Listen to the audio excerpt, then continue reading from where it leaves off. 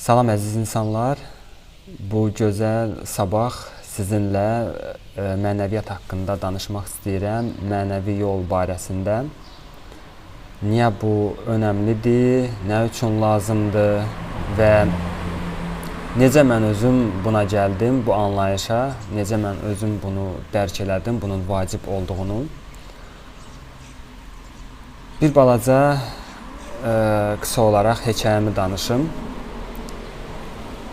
Müxtəlif sahələrimlə bağlı öz inkişaf yolumda nəyi öyrənirdimsə, nəyi oxuyurdumsa, hansı kurslara, treninqlərə gedirdimsə, istər sağlamlıq cəhətdən olsun, istər maddi cəhətdən və yaxud da münasibətlərlə bağlı, hamısı tez ya da gec gəlib dirənirdi bir incə aləmə, yəni bir psixoloji tərəfə, bir ruhani tərəfə. Nə vaxt sən hansısa bir emosional praktikalar eləməli idin, ya da bir öz keçmişinlə işləməli idin. Yəni o anlayışa ki, sanki sən bir ruhsan, hansı bu bədənə yerləşdirilib, maddi bir bədənə və burada öz təcrübəsini yaşayır. Yəni hər bir sahə ilə bağlı, yəni hər şey gəlib dirənirdi sənin özünə ilkin olaraq və hətta sağlamlıq məsələsini araşdıranda belə görürdüm ki, yəni da mənə bir zənglər gəlir ki, məsələ ancaq qidalanmada deyil, ya da ki, fiziki aktivlikdə deyil. Bəzi bir xəstəliklər və narahatlıqlar var ki, orada bir mental bir məsələlərdir. Və onu da araşdıranda görürsən ki, psixosomatika və s. gəlir, psixologiyaya dirənir.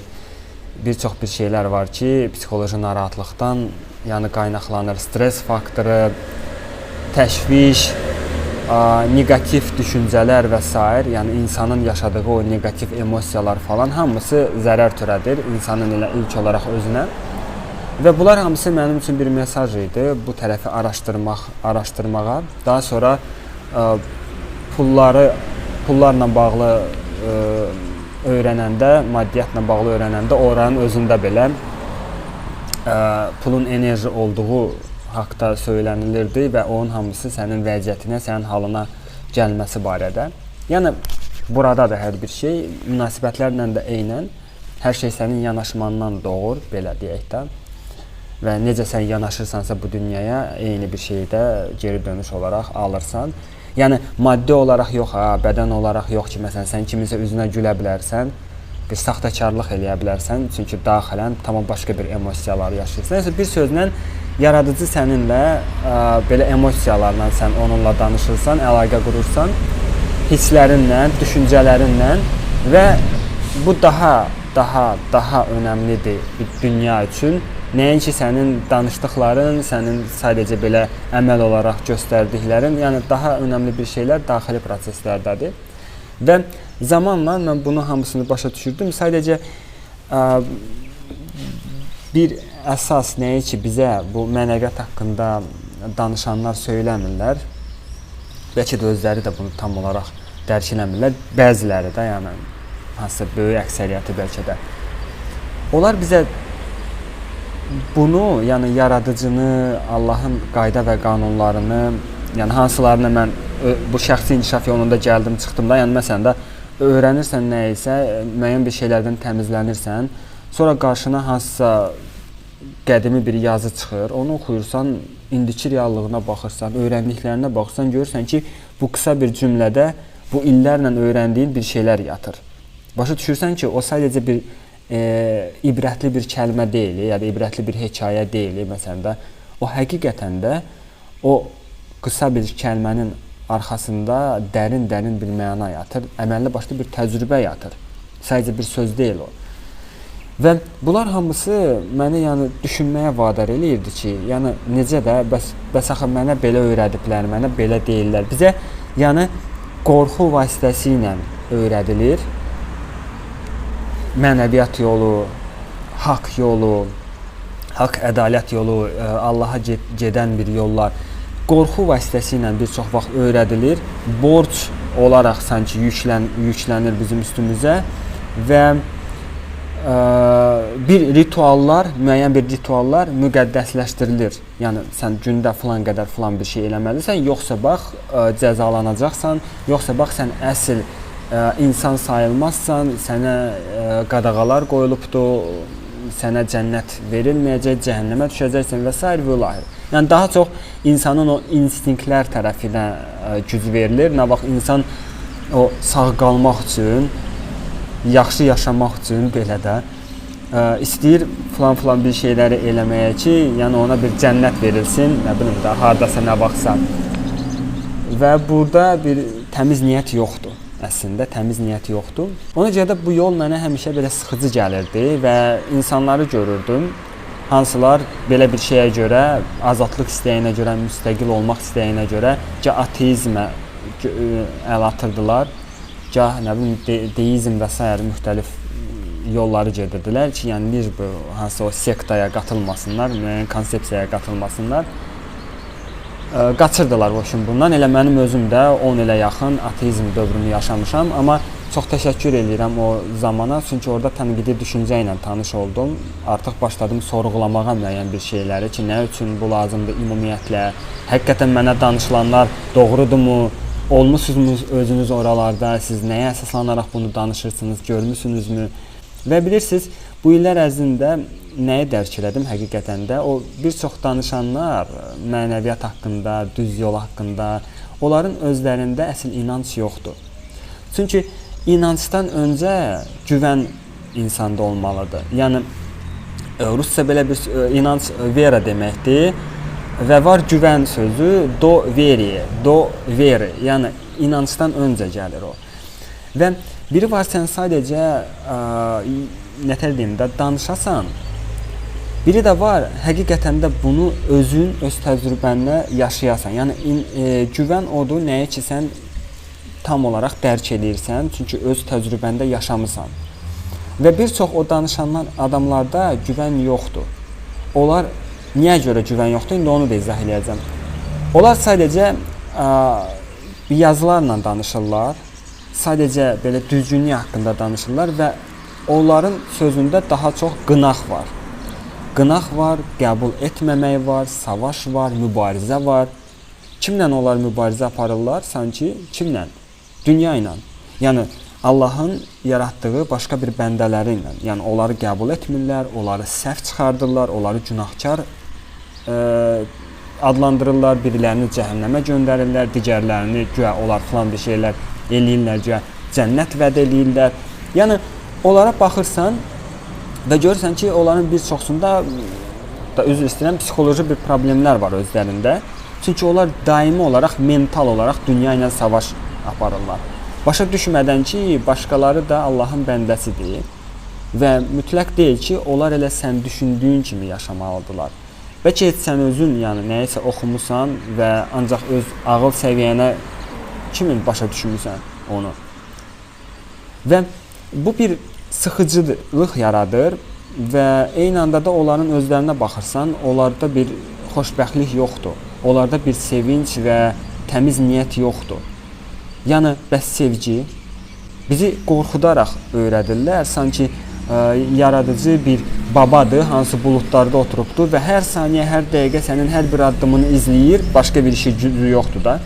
Və niday box sən nəyisə səhv edəsən, sən dərhal nakazat eləyəcək, cəhənnəmə göndərəcək. Niday box sən gündə 5 yox, 3 dəfə nəyisə elədin, cəzalısan. Niday box yəni sən mütləqi şəkildə bu cür eləmədin, bu cür elədinsə sayılmır o. Yəni sanki özləri kimin prinsipial, qısqanc, aqressiv birisinə çevirirlər yaradıcını və heç biri onlardan öyrətmirlər ki, o səni sevir. O səni hər cür qəbul eləyir. Hər dildə, hər dində heç nəyisə elədin, nəyisə eləmədin, o səninlədir. Sən onunla heç ağzını açmadan belə danışa bilərsən. Heç hansısa bir ritualı eləmədən belə sən onunla əlaqə qura bilərsən. Onlar daha çox ritualları müqəddəsləşdirirlər və bunun özü belə, yəni günahdır. Bunun özü belə doğru bir hərəkət deyil mənim fikrimcə, mən öyrəndiklərimə əsasən. Onlar özləri belə qınayırlarsa bu ən böyük günahlardan biridir. Yəni insanın canını alanda günah işlədirsən, ya da ki, qınayaraq onu qəbul etməyəndə günah işlədirsən, bunun özü bir günahdır. Mənim fikrimizə. Və bu hamısı çəkindirir insanı mənəviyyat yolundan. Elə bilirsən ki, elə mənəviyyat, haqq, ədalət budur. Onların özləri belə dünyanın ədalətli olduğundan şübhə eləyirlər. Çünki daimi olaraq qorxu içində yaşayırlar. Bir güvən yoxdur dünya ilə. Yəni dünya ilə mübarizə aparırlar da. Orada bax belə pozğun adamlar var, orada bax telefonlar var, internet var, hansı bizi pozur. İndiki zamaniyə yaxşı deyil. Bəs kimin bu icazəsi ilə hamısı olur? Allahın bunlardan xəbəri yoxdurmu? Burada heç bir addım, heç bir şey yaradıcının icazəsi olmadan ola bilməz axı. Necə bunlar bunu dərk etmirlər, buna güvənmirlər, bunu anlamırlar. Çünki nə vaxt sən bunu dərk edirsən, başa düşürsən ki, hər bir işdə bir məna var. Başa düşürsünüz, məqsəd olmayan, məna olmayan bir şeyə biz mənaçıyıq. İnsan o qədər də güvənmir. Dediyim kimi, ancaq qorxudan o yola gələ bilər. Ancaq hansısa bir çirkli niyyətindən o yola gələ bilər, egosundan o yola gələ bilər ki, mənə falan bir şey vəd edilsin, tipa mən bunu mənə qayıtsın deyə belə bunu eləyim. Yəni ancaq bu niyyətlə onu eləyə bilər. Amma bir də var, nə vaxt sən güvənirsən buna, başa düşürsən ki, burada bu baş verən bir hadisələrdə məqsəd var, məna var. O zaman sən artıq çətinlikləri də qəbul edirsən, bir dərs kimi götürürsən hansısa bir hadisələri. Amma onların özlərinə baxsan, onlarda bir şagird pozisiyası yoxdur. Onlarda bir dərs kimi nəyəsə qəbul eləmək, götürmək yoxdur. Onlar müəllimdirlər. Onlar sanki hər şeyi bilirlər. Amma həyatlarına baxırsan, o qədər də nümunələrində göstərmirlər öz danışdıqlarını. Çünki qınaq var, aqressiya var, negativlik var. Onların özlərindən belə negativlik yağır. Orada bir sevgi yoxdur. Ona görə də onlara adekvat olan bir insanlar yaxın olmaq istəmirlər. Yəni həqiqət mənim fikrimcə sadəcə danışmaq deyil, doğru bir şeylərdən, həmçinin öz hərəkətinlə, əməllərindən bunu göstərməkdir. Və həqiqət rituallar deyil. Həqiqət bir absolutdur. Hansının qaydaları, qanunları hər bir yerdə çalışır. Afrikada da, Amerikada da, Azərbaycanda da eyni. Həqiqət adət-ənənələr deyil, hansı ildən ilə, əsrdən əsrə dəyişir. Dəb deyil, hansı dəyişir. Həqiqət dəyişilməz qalır. Əgər Afrikada hansısa ibli insanlar yığışırlar, ocağın başına fırlanırlarsa, bəli, onlar o hansısa bir niyyətlə edirlər deyə bu çalışa bilər. Amma mütləq deyil ki, onu təkrarlayaraq o cür əlaqə qurasan, absolutla, yaradıcı ilə. Və bu illər ərzində, bu şəxsi inkişafla bağlı nələri öyrənirdimsə, hamısı gəlirdi o incə aləmə dirənirdi, yaradıcı ilə əlaqəyə dirənirdi, amma sevgi yolu ilə, təşəkkür yolu ilə, şükür yolu ilə. Nəyisə istəməklə yox, nəyisə dilənməklə yox və yaxud da şərt kəsməklə yox ki, sən mənə bunu, mən sənə bunu. Kimləri isə kəsib doğrayaraq yox ki, mən bax niyyət eləmişdim, indi kəsim doğrayım, paylayım, güya kəsiblara və s. Niyə aqressiya, niyə qan tökmə, niyə mütləq zorakılıqla, niyə mütləq bax bu olmalıdır ki, sənə nəsə. Bilirsiniz, əsas məsələ, bax, nəyə bütün bu fikirlərimi gətirirdim. Cənnət və cəhənnəm haralardasa deyil. Mən dərk elədim ki, həqiqətən də o yazılara riayət etdikcə, müəyyən bir kainatın, yaradıcının qaydalarına riayət eləyərkən, sənin bugünün dəyişir, sənin sabahın dəyişir. Nə vaxtsa haralardasa deyil, sənin elə ümumiyyətlə reallığın başlayır dəyişməyə. Həqiqətən. Bax o təşəkkür vasitəsilə, bax o yanaşman vasitəsilə, şükür vasitəsilə. Orada pozitiv düşüncə var. Orada bax şəxsi inkişaf yolunda öyrədilən hər bir şey var. Bu sənin özün üçün lazımdır, bu günün üçün lazımdır. Enerjin yüksəlir, maddi bir geri dönüşlər başlayır sənə gəlməyə. Bunlar hamısı bax bunun üçün lazımdır, sənin özün üçün lazımdır, bu günün üçün lazımdır. Bu bir özün üçün bir karma yaradırsan, bu qismət deyirlər. Bəli, bizim hər birimizə müxtəlif bir start nöqtəsi verilibdir. Hər birimiz fərqli nöqtədən başlamışıq nəyəsə. Qismət filan bir ailədə, filan bir ölkədə, filan bir qohum-əqrəba bizə verilib və s. Ola bilər keçmiş həyatımızdan gəlir, onu deyə bilmərəm indi. Yəni var bir daha yüksək şuurlu bir qüvvə, düşüncə hansı ki imенно belə planlayıbdı. Bəzi bir şeyləri tam olaraq başa düşmürük. İnkişaf da bunun üçün lazım deyil gündən günə. Amma nəyi dərk elədim? Bax, həmin o qayda və qanunlara riayət eləyərək, onları tətbiq edərək öz həyatında sənin bu günün dəyişir. Reallığın dəyişir və sənin sanki taleyini dəyişirsən, qismətini dəyişirsən. Biri var instinktlərlə yaşamaq, sadəcə heyvani yanaşması. Sadəcə yeyim, içim, keyf eləyim, nə bilim, çoxalım da belə nəsil artırım və s. Onu heyvanlar da bizsiz çox gözəl bacarır. Biri də var stремление и развитие, yəni inkişaf yolu. Stремление к высшему, yəni yüksəlmək bir istəyi. Başa düşmək ki, mən heyvani bədəndən başlayıram, amma yüksəlirəm. Şuur, daha şuurlu bir varlıqlarıq axı. Mənaçıyıq, axtarışlardayıq biz. Daimi olaraq nəyin axtarışında? Xoşbəxtliyin, həqiqətin, yaradıcı ilə birləşməyin də, yəni onu axtarışındayıq. Sıradan bir heyvanlarda o yoxdur. Bax, imенно odur bizi fərqləndirən və o yolda bir məqsəd və məntiq var. Əks halda, yəni sən sadəcə mənasız yaşayırsan və bu da gətirir müəyyən bir problemlərə çıxardır. İnstinktlərlə yaşayırsan, hisslərini, emosiyalarını kontrol eləyə bilmirsən, aqressiv yanaşırsan. Elə bilirsən ki, bax o situasiya oldu, bax filankəs günahkardır, bax məni aldatdılar, nə bilim, mənə yalan danışdılar, mənə qarşı haqsızlıq törətdilər. Şikayətlənirsən daimi olaraq və bu heç nəyə dəyişmir sənin həyatında. Çünki sən həmən bir situasiyada, həmən bir hadisədə məqsəd görmədin, məna görmədin, düşünmədin ki, bu mənə nə üçün verilibdir, nə üçün mənə, nə üçün mənim başıma gəlibdir, nəyə öyrədir. Nə vaxt bu tərəfdən yanaşırsan dünyaya qarşı, bu gününə qarşı və nə vaxt hazırsan